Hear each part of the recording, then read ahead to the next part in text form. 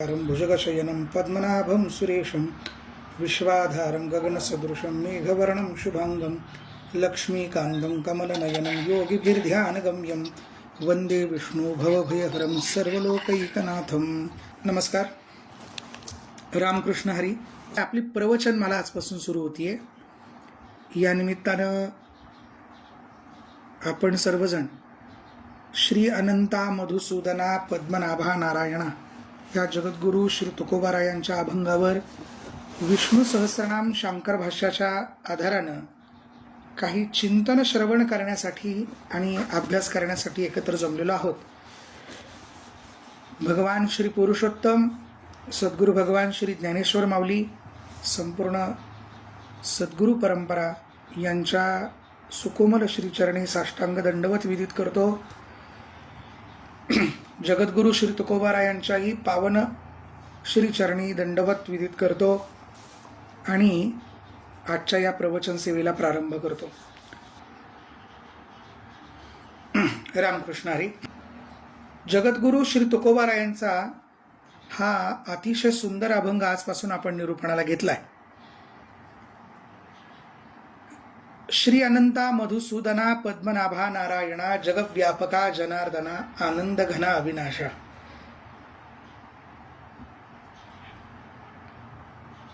श्री संत तुकाराम महाराजांनी त्यांची वाङ्मयीन मूर्ती असलेली त्यांची अभंगाची गाथा किंवा अभंगाचा गाथा काही म्हणा, अभंग रूपानं आजही आपल्याला ती श्रवणासाठी उपलब्ध आहे. हे आपल्यावरती खूप मोठे उपकार आहेत. इतर कवींप्रमाणे या सर्व संतांनी आपलं कवित्व दाखवावं यासाठी स्वतःची रचना लोकांसमोर मांडली नाही. कुणीतरी ती कविता ऐकल्यानंतर वाह वाह क्या बात है असं केवळ मनोरंजन त्या काव्यामध्ये नाही, तर प्रपंचामध्ये सुख मिळेल या भ्रामक कल्पनेने जन्माला आलेला जीव हा सदैव त्याच भ्रमाला भुलून वैषयिक आनंद वैषयिक सुख घेण्यासाठी आयुष्यभर धडपड करतो, धावपळ करतो.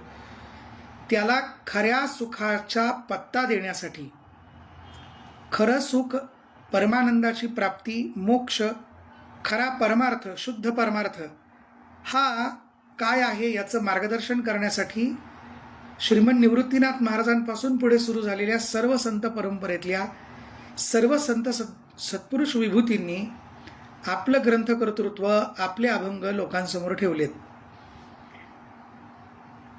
जगद्गुरु श्री तुकोबारायांचा गाथा हा सुद्धा त्यातलाच एक. मूळ संहितेत या गाथ्यामधील अभंगांना कुठल्याही पद्धतीनं त्याचं वर्गीकरण केलेलं नाहीये. जसं की ज्ञानेश्वरीचे 18 अध्याय आहेत. एकनाथी भागवतातही तसंच आपल्याला एक श्रीमद भागवताच्या 11व्या स्कंदाच्या जसा रचना आहे तशी आपल्याला बघायला मिळते. श्रीमद दासबोधामध्ये सुद्धा समास आहेत. तसं जगद्गुरु श्री तुकोबारायांच्या गाथ्यांचं प्रकरणाप्रमाणे विषयांप्रमाणे वर्गीकरण केलेलं नाही. पण नंतरच्या काळात अनेक वारकरी संप्रदायातील विभूतींनी, जे की जगद्गुरु तुकोबारायांच्या नंतर अवतरित झाले, त्या सर्वांच्या प्रयत्नानं अभ्यासकांना सोपं जावं म्हणून या अभंगांची वर्गवारी केली. त्यात बाळक्रीडेचे अभंग, उपदेशात्मक अभंग, स्वस्थिती सांगणारे अभंग, त्यामध्ये हरिभक्तीपरायण वैकुंठवासी देवडीकर महाराज, हरिभक्तीपरायण स्वानंद सुखनिवासी वैकुंठवासी श्री जोग महाराज यांनी वारकरी संप्रदायाची स्थापना केली. माफ करा, वारकरी शिक्षण संस्थेची स्थापना केली आणि आपल्यापर्यंत हा परमार्थ पोहोचवण्यासाठीचा एक राजमार्ग त्यांनी उपलब्ध करून दिला. हरिभक्तीपरायण श्री मामासाहेब महाराज दांडेकर आधी सत्पुरुषांनी या अभंगांचं निरूपणाच्या दृष्टीने वर्गीकरण करणं आवश्यक मानलं आणि त्यांनी ही वर्गवारी केली. काही परंपरांमध्ये सुद्धा ही वर्गवारी आपल्याला बघायला मिळते. देहूकरांची परंपरा असेल, वास्करांची परंपरा असेल, ही पायी चालणारी लोक पंढरीपूरला पायी जाणारी, वारीला जाणारी लोक जे आहेत, ही सज्जन जे आहेत, यांना फड परंपरेतले वारकरी म्हटले. देहूकरांचा फड आहे, आजरेकरांचा फड आहे, वास्करांचा फड आहे. फड या शब्दाचा अर्थ की एक विशिष्ट अनुशासन पाळत पाळत, मग ते उपासनेतला असेल, पायी वाटचालीतला असेल, थांबे, आरत्या, सकाळचे अभिषेक, पूजा आदी सगळ्या परंपरा जपत निर्माण झालेला एक गट, त्याला त्यांनी फड म्हटलंय. या फडांच्या परंपरांमध्ये वैविध्य आहे आणि आपल्या भारताचं सांस्कृतिक महत्त्व वैभव तेच आहे की या वैविध्य असणं हाच आपल्याकडचा एक मोठा श्रीमंतीचा भाग आहे. म्हणून या सर्व परंपरांमध्ये अभंगांचा, त्यातल्या त्यात जगद्गुरू श्री तुकोबार यांच्या अभंगांचा अभ्यास कसा करावा याचे अनेक नियम आहेत. आज जो अभंग मी निरूपणासाठी घेतलाय तो जगद्गुरू श्री तुकोबार यांच्या गाथ्यातला नाट प्रकरणातला अभंग आहे. आता अनेकांना वाटेल हे नाट म्हणजे काय. सहसा व्यवहारामध्ये आपण नाट लागला, नाट लागणे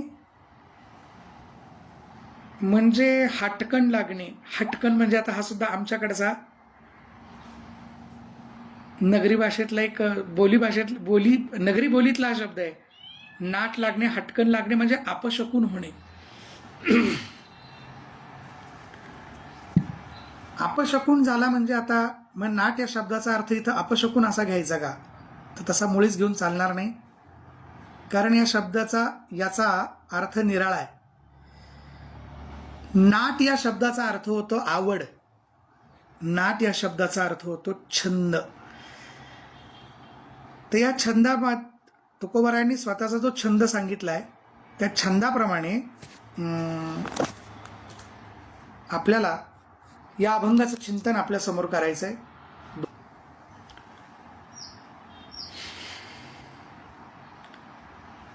तुकोबारायांना प्रपंचाबद्दल आसक्ती नाहीये, अशा एका पारमार्थिक अवस्थेपर्यंत ते पोहोचलेले आहेत. त्यामुळे प्रारब्ध भोग जे आहेत ते भोगण्यासाठीच फक्त ते प्रपंचात असलेले दिसतात. हा पांचभौतिक देह त्यांनी धारण केलाय. तत्कालीन सगळ्या देहूवासी किंवा महाराष्ट्रामध्ये ज्यांनी दर्शन घेतलंय त्या सर्वांना ते मनुष्याकृतीच वाटले असतील. पण वैशिष्ट्य असं आहे की ते मनुष्याकृती जरी वाटत असले तरी सुद्धा माऊली म्हणतात ते वर्तत दिसती देही परिती देही ना माझेच ठाई. ते देहामध्ये वर्तन करताना दिसतात खरे, पण ते देहात नाही आहेत, ते परमात्मा स्वरूपामध्ये लीन झालेले आहेत. आपल्याकडे परमात्मा स्वरूपात लीन झाला म्हणजे ज्यानं देह सोडला, जो मेला, ज्यानं शरीर सोडलं त्यालाच म्हणतात. तर असं नाही, यांना या नरदेहात असतानाच परब्रह्म स्वरूपता प्राप्त झाली होती. आता ही स्वरूपता प्राप्त करून घेण्यासाठी ही सर्व संत मंडळी आपली आवड स्पष्ट करतात. ते म्हणतात की आमचे भगवंत हेच आवडतेत, त्यांचा आवडता देव अखंडित जीव भाव, त्यांचे देवच एक आवडतेत. ज्ञानेश्वर माऊलींनी तर भगवंतांबद्दलची आपली आवड व्यक्त करताना फार सुंदर अभंग सांगितलाय. तुझी आण वाही नगा देवराया, बहु आवडसी जीवापासून या. कानडिया विठोबा कानडिया, बहु आवडसी जीवापासून या. बाप रखुमा देवी वरु विठ्ठलू राया, बहु आवडसी जीवापासून या. 3 चरणाचा अतिशय गोड अभंग आहेत ना ज्ञानेश्वर माऊलींचा. भगवंत हे त्यांना जीवापासूनही आवडतात. जन्माला येऊन या प्रपंचात आपण प्रवेश करतो. असं असताना प्रपंचात अनेक बाजूंनी नटलेल्या किंवा नटल्या आहेत असं भासणाऱ्या वस्तूंवर आपलं प्रेम बसतं, व्यक्तींवर प्रेम बसतं, ठिकाणांवर प्रेम बसतं, वस्तूंवर प्रेम बसतं. पण हे प्रेम आपल्याला शाश्वत परमानंदापर्यंत, परमसुखापर्यंत घेऊन जाऊ शकत नाहीत. ते सुख प्राप्त करून देण्यासाठी साधन म्हणून या सगळ्या प्रापंचिक गोष्टी पांगळ्या आहेत. त्यासाठी आपल्याला परमार्थाची, भगवंतांचीच आवड निर्माण झाली पाहिजे. मग ही आवड निर्माण करण्याचं कारण त्यांनी सांगितलंय. ही आवड कशी निर्माण व्हावी? ज्ञानेश्वर माऊलींचाच फार सुंदर अभंग आहे. ते म्हणतात, बहुत सुकृताची जोडी म्हणून विठ्ठली आवडी. भगवंत आवडते केव्हा होतात? गेल्या जन्मीचं जे पुण्य आहे, पूर्व पुण्य जे आहे ते पुण्य उदयाला यावं लागतं आणि ते उदयाला आल्याशिवाय परमार्थाबद्दलची आवड निर्माण होत नाही. तुकोबारायांचं सुद्धा फार गोड अभंग आहे. पुण्य फळले बहुता दिसा, भाग्य उदयाचा ठसा, झालो सन्मुख तो कैसा, संत चरण पावलो, आजी फिटले माझे कोडे. गेल्या जन्मीचा माझा शुद्ध पुण्याचा जो काही ठेवा आहे ते शुद्ध पुण्य माझं उदयाला आलं, प्रारब्ध योगाने ते माझ्या समोर आलं आणि त्याच्या परिणामाने मला परमार्थाबद्दल आवड निर्माण झाली. थोडक्यात सांगायचा अर्थ असा, तुकोबारायांचे भगवान श्री पांडुरंग हे आवडीचे आहेत, प्रेमास्पद आहेत. आता त्या प्रेमातनंच निर्माण झालेली ही प्रार्थना आहे, हे मागणं आहे. आपण अभंग ज्यावर आपण चर्चा करणार आहोत त्याच्या प्रस्तावनेसाठी आज आणि उद्याचा काही भाग मी बोलणार आहे. आजचा अभंग काय आहे? त्यांची आवड दाखवणाराच अभंग आहे. शेवटचं चरण बघा काय, तुका आला लोटांगणी, मज ठाव द्यावाजी चरणी, हेची करीतसे विनवणी, भवबंधनी सोडवावे. संसार हे सगळ्यांना गोड लागणारं प्रकरण आहे. त्याच्यात हजार अनंत भानगडी आहेत. तर गंमत अशी आहे की या सगळ्या संसारामध्ये ज्याच्यामुळे आपल्याला सुख वाटतं त्या सुखात रमून जाणं आणि त्यालाच जीवन सर्वस्व मानणं हा एक मोठा भ्रम आहे. त्यापेक्षाही निराळ्या प्रकारचं सुख देण्यासाठी संत मंडळी कटिबद्ध आहेत. पण आपल्या सर्वांसमोर या सगळ्या संतांनी ते परब्रह्म स्वरूप जरी झालेले असले तरी तेही जीवदशेला होते असं ते एक जणू काही नाटक करून दाखवतात. इथे त्यांनी संसार या शब्दासाठी एक शब्द वापरलाय, भव. भव म्हणजे संसारच, आणि भव बंधन म्हटलंय. या भवबंधनातनं आम्हाला सोडवा असं त्यांनी तिथे विनंती केली आहे. आता बघा, भवाच्या बंधनात, संसाराच्या बंधनात अडकलोय आपण. मग तुकोबारायांनी असं का केलं? त्याचं उत्तर देतो. आता या चरणाच्या या अभंगाच्या शेवटच्या चरणात, तुका आला लोटांगणी, मज ठाव द्यावाजी चरणी, हेची करीतसे विनवणी, भवबंधनी सोडवावे. तुकोबाराय हे लोटांगणी आलेले आहेत.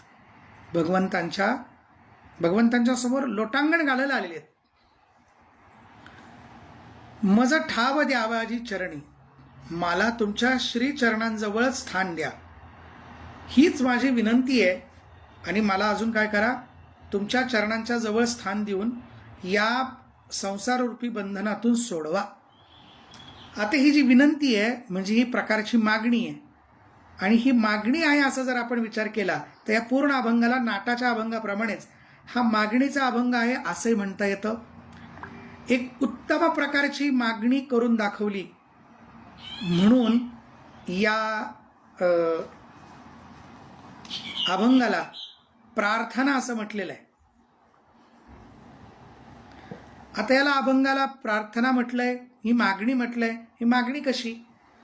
मुळात तुकोबारा हे परिपूर्ण अशा अवस्थेला प्राप्त झालेले आहेत. आणि जो परिपूर्ण असतो त्याच्या आयुष्यामध्ये मागणी संपून जाते. मला एकच विचारायचं आहे, आपली सुद्धा आपल्याकडे जर एखादी वस्तू नसेल तरच आपण त्याची मागणी दुसऱ्याकडे करू ना. आपल्या घरामध्ये लहान मुलं सुद्धा आपल्याला हट्ट करतात की उद्या शाळेमध्ये अमुक अमुक गोष्ट करून मागितली आहे, एक प्रोजेक्ट करून मागितला आहे, तर त्यासाठी एक वही घेऊन या. ज्यावेळेस लहान मुलं आपल्याला म्हणतं की एखादी वही, एखादी फाईल घेऊन या विकत, त्यावेळेस त्याच्याकडे त्याच्या दप्तरात, त्याच्या स्कूल बॅगमध्ये ती नाही आहे. ती त्याच्याकडे नाही म्हणून तो मागणी करतो. घरामध्ये गृहिणी सुद्धा आपल्या यजमानांना साखर घेऊन या, अमुक वस्तू घेऊन या, चहा पावडर घेऊन या, तांदूळ घेऊन या, ही मागणी करते का? तिला लक्षात आलेलं असतं की डब्यातलं संपलंय. याचा अर्थ तिच्याकडं किंवा घरामध्ये त्या वस्तूची कमतरता आहे. जी वस्तू कमी आहे ती पूर्ण व्हावी, तिची पूर्तता व्हावी, यासाठी आपण जे विशेष पद्धतीने जे प्रकार करतो, जे बोलणं करतो, त्या बोलण्याला आपण मागणी म्हटलंय. तुकोबारायांच्या ठिकाणी तर मागणीचा विषयच उरत नाही. कारण त्यांनी आधीच सांगितलंय की याजसाठी केला होता अट्टहास, शेवटचा दिवस गोड व्हावा. शेवटचा दिवस म्हणजे लोकांना मरणच वाटतं नव्हे. तुकोबारायांसाठी शेवटचा दिवस म्हणजे मोक्ष. आता मोक्ष मिळालाय ना, जे करण्यासाठी आम्ही परमार्थात पडलो तो परमार्थ आम्हाला मिळाला, मोक्ष मिळाला, आम्हाला भगवत स्वरूपता प्राप्त झाली, तरी सुद्धा मागणं उरतं कसं? ज्यांच्या ठिकाणी मागणी उरलेलीच नाहीये ते जगद्गुरु श्री संत तुकोबाराय मागणी कशी मागू शकतात, हा एक प्रश्न उद्भवतो. तर ते दुसरं एक उत्तर यातलं असं येतं की तुकोबारायांच्याच एक अभंगात असं वर्णन आहे, भिक्षा पात्र अवलंबिणे जळो जिने लाजीरवाणे. समोरच्या कुठल्याही माणसाकडे, कुठल्या व्यक्तीकडे, सत्पुरुषांकडे, देवाकडे मागण्यासाठी काहीतरी भांडं पसरणं, हात पसरणं, याला भिक्षा आपण म्हणतो. सहसा भीक म्हणतो, भिक्षा म्हणतो. तुकोबाराय म्हणतात अशा पद्धतीची भिक्षा मागणं असं जर आम्हाला जर वाटत असेल तर आमच्या जीवनाचा धिक्कार असो. ते जीवन जळो, ते जिणं, ते जीवन जगणं जे ते जळो. लाजीरवाणं जीवन जगणं झालं ते. थोड्या थोड्या गोष्टींसाठी लोकांसमोर हात पसरणं हे लाजीरवाणं जीण आहे. जळो जिने लाजीरवाणे. मग तुकोबाराय म्हणतात की मागणं मागायला लागल्यानंतर जळो जिने लाजीरवाणे अशी जर आपली परिस्थिती असेल तर जळो जिने लाजीरवाणे म्हणणारे तुम्हीच. आणि या अभंगामध्ये तुका आला लोटांगणी मज ठाव द्यावाजी चरणी, हे जी करीत असे विनवणी भवबंधनी सोडवावे, ही मागणी करणारे तुम्हीच. याची संगती लावायची कशी? विलक्षण आहे. तर इथे आपल्याला असा विचार करता येतो की तुकोबारायांच्या आयुष्यातली मागणी संपलेली आहे. आता गंमत बघा, यासाठी आपल्याला थोडं श्रीमद भागवतातलं भक्तराज श्री प्रल्हादांचं चरित्र पाहावं लागेल. आता प्रल्हादांना त्यांचा जो बाप आहे दैत्य कुळातला हिरण्यकश्यपू, या हिरण्यकश्यपूने किती त्रास दिला आहे. हरीचं नाव घेतो, माझ्या शत्रूचं नाव घेतो, त्याचं नामस्मरण करतो, म्हणून या हिरण्यकश्यपूने आपल्या पोटच्या पोराला सुद्धा जीवे मारण्यासाठी किती प्रयत्न केलेत. हत्तीच्या पायाखाली दिलंय, उकळत्या तेलात टाकलंय, कडे लोट केलाय, होळीमध्ये म्हणजे अग्नीमध्ये जाळण्याचा प्रयत्न केलाय, विष पाजायचा प्रयत्न केलाय. तो आईला म्हणतो प्रल्हाद, आई माझे बाबा मला मारायला टपलेलेत, येणं केनं प्रकाराने माझा जीव घेण्यासाठी ते धावून येत आहेत, पण माझे भगवान श्रीहरी इतके कनवाळू आहेत की ते मला मरू देत नाहीत.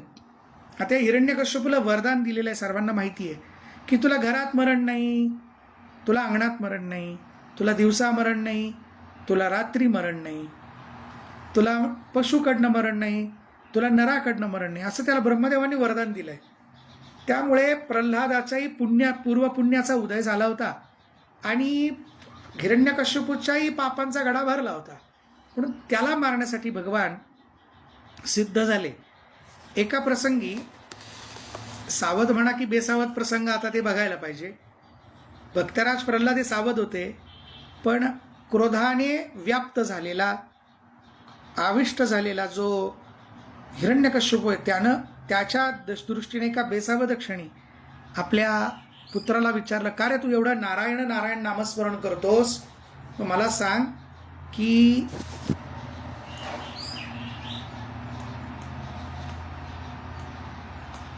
तो नारायण तुझा आहे कुठे? याला उत्तर देताना भक्त प्रल्हाद म्हणतात, अहो माझा नारायण कुठे नाही ते विचारा. त्वय्यस्ति मय्यस्ति च असं सांगितलंय, सर्वत्र आहे. पृथ्वी आप तेज वायू आकाश चर अचर झाडं वृक्ष लता वेली पक्षी प्राणी सर्वत्र आहेत. ज्यांच्यात प्राण नाही असं आपण म्हणतो अशाही वस्तूंमध्ये आहे. विठ्ठल जळी स्थळी भरला, असे व्यापक माझे परमात्मा आहेत. भरला घनदाट हरी दिसे. तो माऊलींनी हरिपाठात वर्णन केलं ना, माझे भगवान हे घनदाट भरलेले आहेत. तर मला तुम्हाला एकच सांगायचं आहे की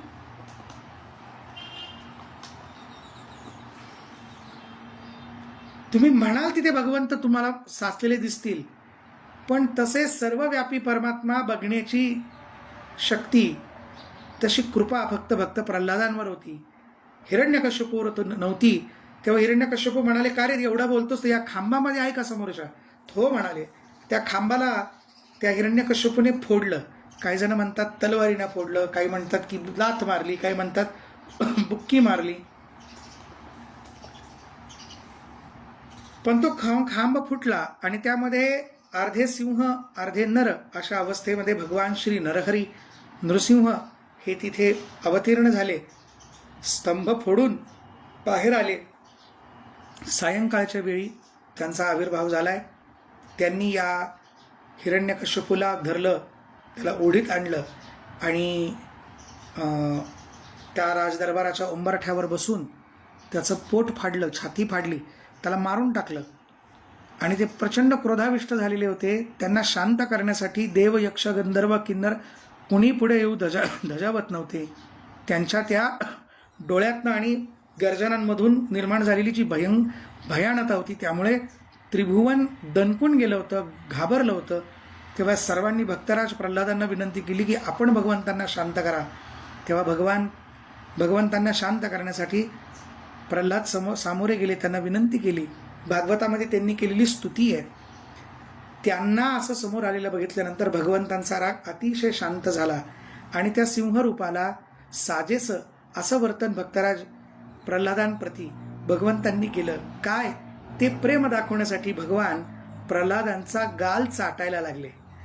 फार सुंदर प्रसंग आहे, नुसतं ऐकूनही गोड वाटतं कानाला ऐकायला. त्यावेळेस ते म्हणाले की अरे बाळा, मी तुझ्यावरती प्रसन्न आहे, बोल तुला काय हवं ते माग.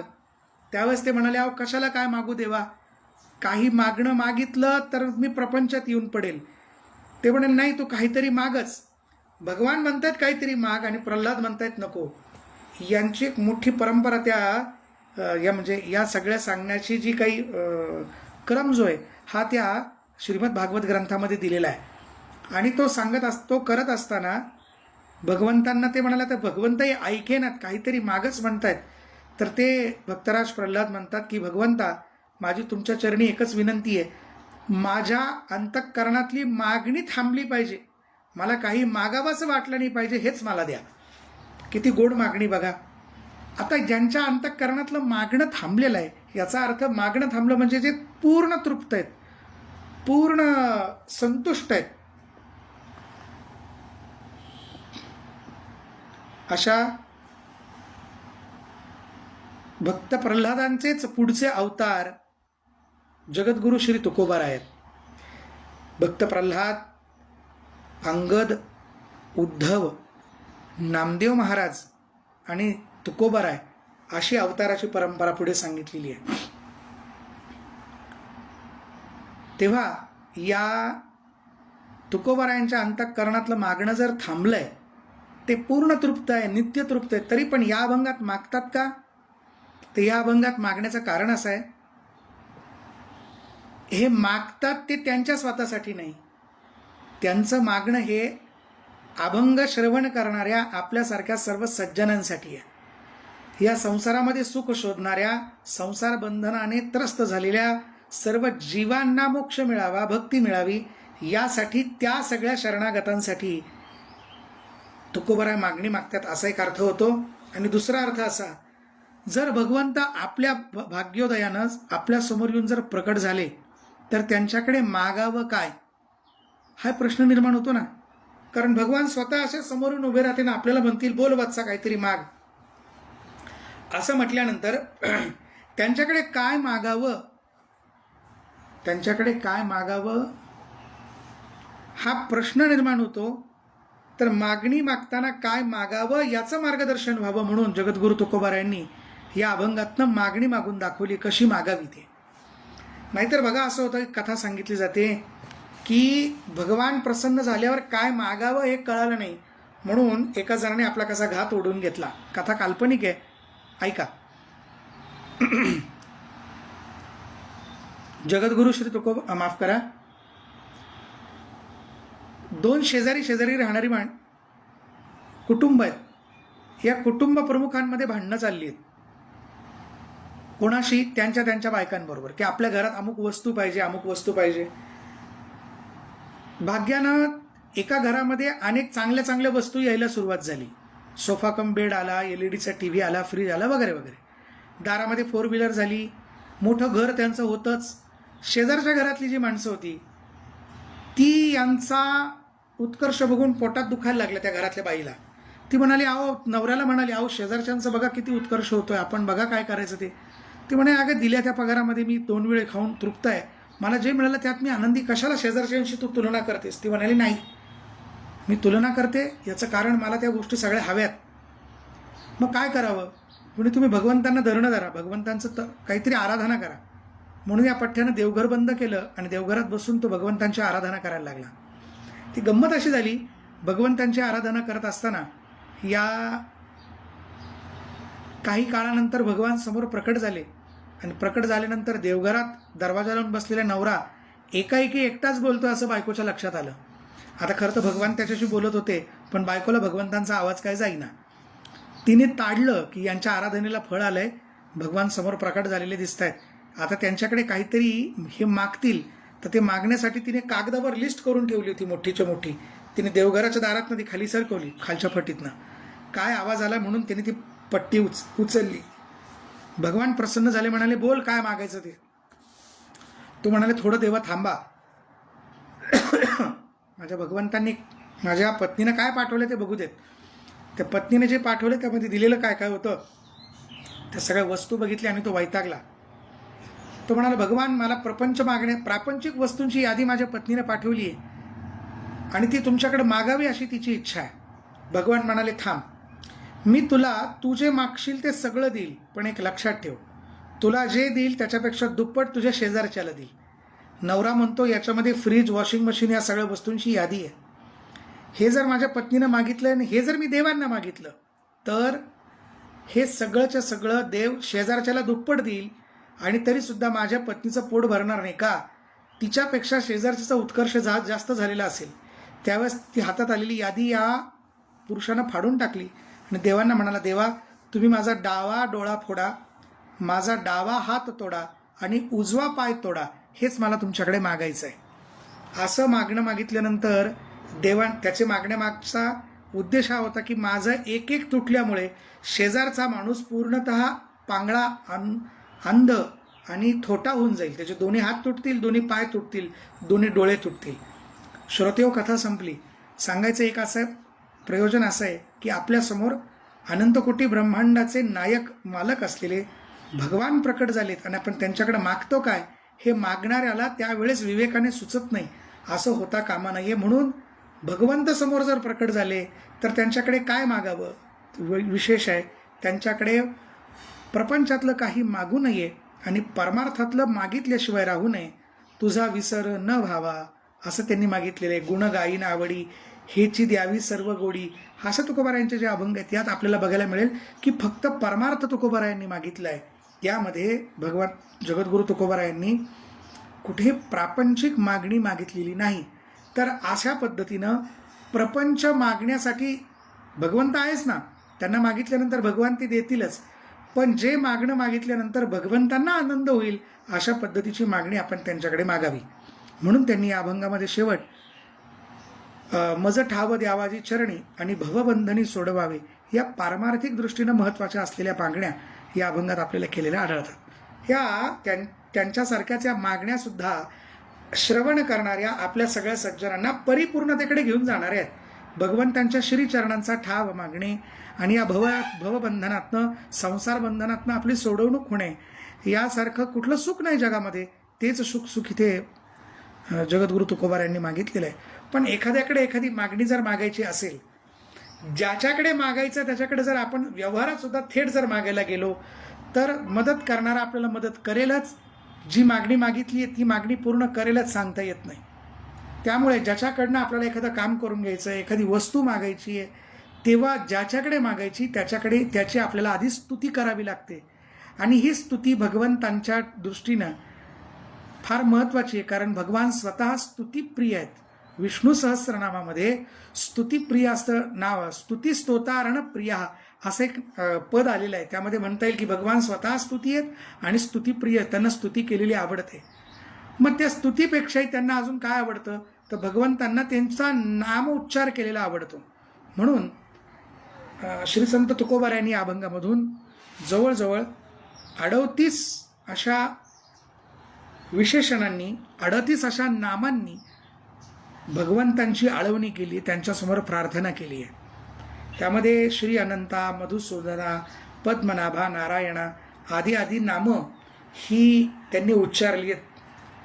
याच्यातली बरीच नामं विष्णू सहस्रनामामध्ये दिली आहेत आणि या विष्णू सहस्रनामाच्या आधारानं आपल्याला या पुरुषोत्तम मासात, या अधिक मासामध्ये सर्वात महत्त्वाचं सांगितलेलं दान आहे आणि त्याबरोबरच भगवंतांचं नामस्मरण. त्या नामाचं स्मरण होता होता त्या नामाचा अर्थ जर आपण घेतला, लक्षात घेतला, अभ्यासला, तर आपल्या त्या नामस्मरणाला एक आगळा रंग चढेल, आगळी गोडी वाटेल. आपण कोणाचं नाम घेतोय, त्या नामाचा अर्थ काय. जगद्गुरु आद्य शंकराचार्य स्वामी महाराजांनी या विष्णू सहस्रनामावरती भाष्य लिहिलंय. भाष्य म्हणजे त्या त्या नामांचा अर्थ दिलेला आहे. त्या भाष्याच्या आधारानं आपण इथून पुढे पूर्ण अधिक मासभर, पुरुषोत्तम मासभर आपण याचा अभ्यास करणार आहोत. तेव्हा आज प्रस्तावनेमध्ये तुकोबारायांची मागणी कशी आणि त्यांनी ती मागणी का मागितली याचा विचार आपण केलात. उद्या या प्रस्तावनेचा थोडा भाग अजून उरलेला आहे की हा अभंग प्रार्थना म्हणून प्रसिद्ध आहे. तर प्रार्थना म्हणजे काय, प्रार्थना कशाला म्हणावं याचा विचार आपण उद्या करणार आहोत. त्याचबरोबर त्यानंतर श्री अनंता या नामापासून आपण या चिंतनाला उद्यापासून सुरुवात करणार आहोत. तेव्हा आज मी या प्रस्तावनापर प्रवचनाला इथे पूर्णविराम देतो. पुंडलिक वरदा हरी विठ्ठल श्री ज्ञानदेव तुकाराम पंढरीनाथ महाराज की जय.